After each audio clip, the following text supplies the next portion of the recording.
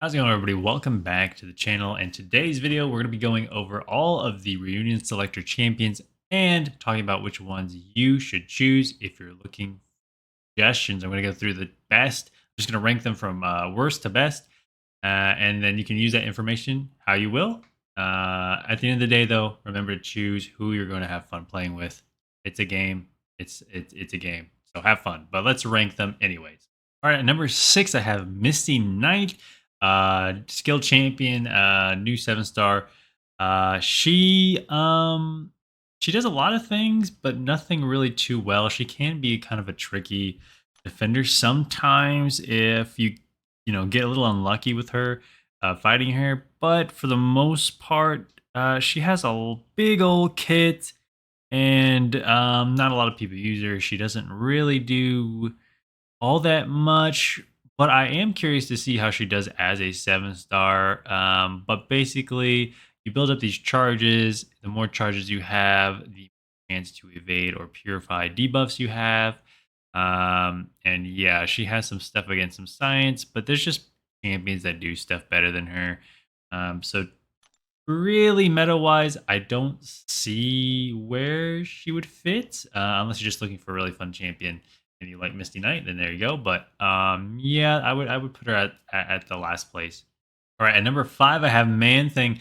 ManThing seems to have a cult following. He's not a bad champion at all. He's kind of like a Doctor Voodoo if you ever play Doctor Voodoo. But basically, you build up charges or buffs on the opponent, you heavy, and it just poisons the hell out of the opponent. Really solid champion, really good champion. The only problem is some of his stuff is locked behind this kit. Like if ManThing's above 50% health, yeah, it has a is at or above 50% health. It has a 100% chance to trigger a Fury buff, increasing attack by quite a bit.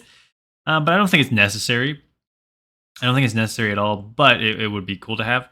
But yeah, he's pretty self-explanatory. Like he doesn't really, it's not a complicated champion. It's a pretty a kit. It's a very basic kit. It does very well at what it needs to do, and yeah, I mean, it's like I said, it's really similar to Doctor Voodoo.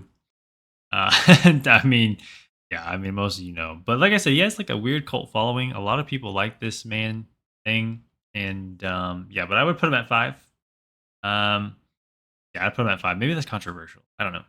All right, number 4, we have Immortal Hulk. So Immortal Hulk, um, he could arguably be like last place on this list if you play Battlegrounds. So, but just for questing purposes, event quest, alliance quest, even maybe even alliance war, he's really good. Like he genuinely is really good. A lot of people don't like to play him because he's a very risky play style.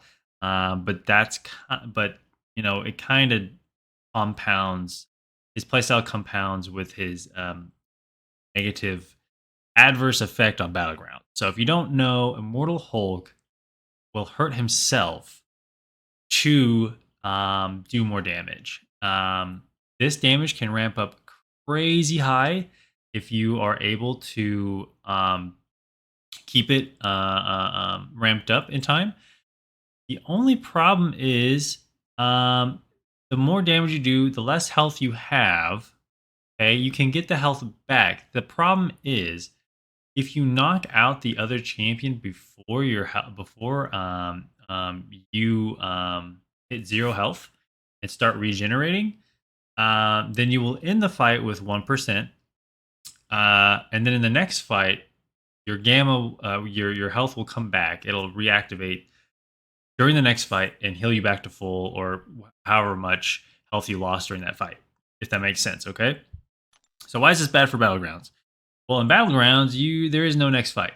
If you're doing well in Battlegrounds with Immortal Hulk, you are losing all your health and thus losing all your HP points that you can gain in Battleground, or health remaining points.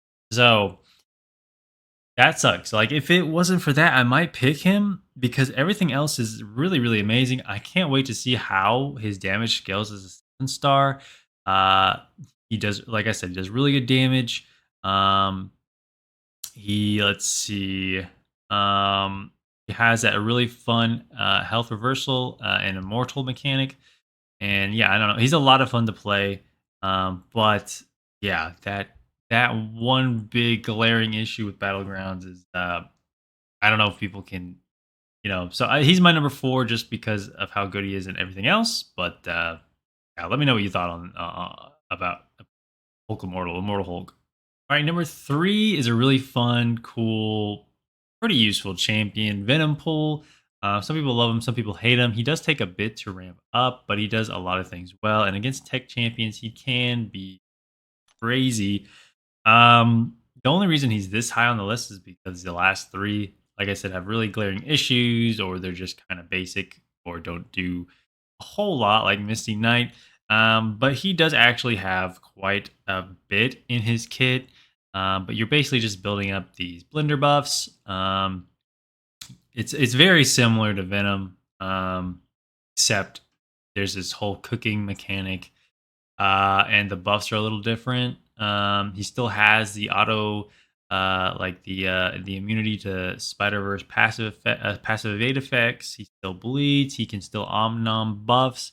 Um, he is immune to fighting tech champions. He does have a little extra boost here that Venom doesn't have, which is he gains immunity to power drain, power burn, and shock, as well as armor break debuffs. So, like in the victory track, or not the victory track, the gladiator circuit, this would be pretty useful if you're like facing tech champions, um, especially in this meta where you're getting armor breaks on you. But yeah, I mean, he just there's other cosmics that just do everything better. Cosmic Ghost Rider, just does everything better. We have Beta Ray Bill coming out, who's probably going to surpass him pretty quickly. But he is a really fun option. I can't wait to see how he does as a 7-star. Not a bad choice at all. Definitely one of the more fun choices. And yeah, that's number 3. All right, number 2. Now we're getting to the big two, really, of this whole selector. Magneto House of X. So Magneto House of X, a lot of you already know what he does, but if you don't, his big thing is against metal champions.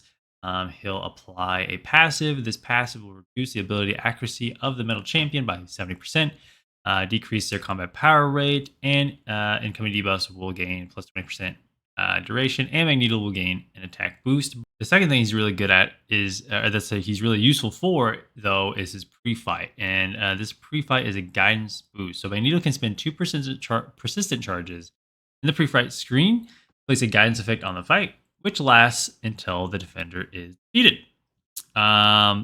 These effects don't stack and can be used by allies. So he can place this down, right?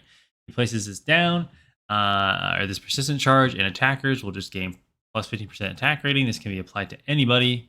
But if it's a hero or a metal champion, they trigger passive stun effects with the parry mastery instead of debuffs and gain increased duration. So it's a really good pre-fight you have. But the champion himself is really good too. So it's a really good option. Pretty self-explanatory. All right, and the number 1 pick out of here, out of the selector, in my opinion, is going to be Punisher 2099. A lot of people say he's underrated, but so many people are saying he's underrated that at this point, I don't think he's underrated. I think he's people know what he can do. But the big thing here for me, in my opinion, is Battlegrounds defense. He is a pretty all right attacker with some great ability, but on defense, because of the stat focus, can stat focus into block penetration on defense. And I don't really know. I think like 99% of players can't evade any of his special attacks. You're gonna have to block most of the special attack, and he already does really big damage on his special attacks through block, and that penetration, that focus is gonna be nuts, man. I think he only needs the awaken ability on offense, and really don't think it's needed per se. But yeah, he's pretty good. He has heal block, regen, and then I think he can inflict a passive stun. but I don't remember if it's passive or not. But he's all about like using his battery and whatnot. You can also go into overdrive. He'll gain plus look at that, plus 15,000 attack. Now this is for a rank 6 7-star, but still that's a lot. And his attacks cause the opponent. Yeah, he's really good. Like some of this I didn't even know. I just know about his defense, which is just insane. But yeah, anyways, like you probably know about him already. A lot of people talk about him as being underrated. And I guess that's slightly true, but yeah, this would be my number 1 pick. Yeah. All right, guys, let me know what you thought of the list. Does it help you out? Are you just watching to see what my opinions are? Again, this is just my opinion. You can pick whoever you want, whoever you're gonna have fun with, whoever's gonna help you. Whether it's Misty, whether it's ManThing, a Hulk, Punisher 2099, whatever. Pick whoever you have fun with. This is one of those selectors where there's not really a wrong answer, honestly. But if you're a meta rat, videos for you, I guess. I guess this video is for you. But you probably already knew this. I mean, they're pretty like solidified champs in the game. But I just thought it'd be fun to talk about it. So that's it for this video. I hope you enjoy. Leave me your thoughts down below. Who you're going to pick, who you did pick if you're watching after the selector comes out. And if you did pick, let me know. Are you happy with your choice? And yeah, that's it for this video. Y'all take care.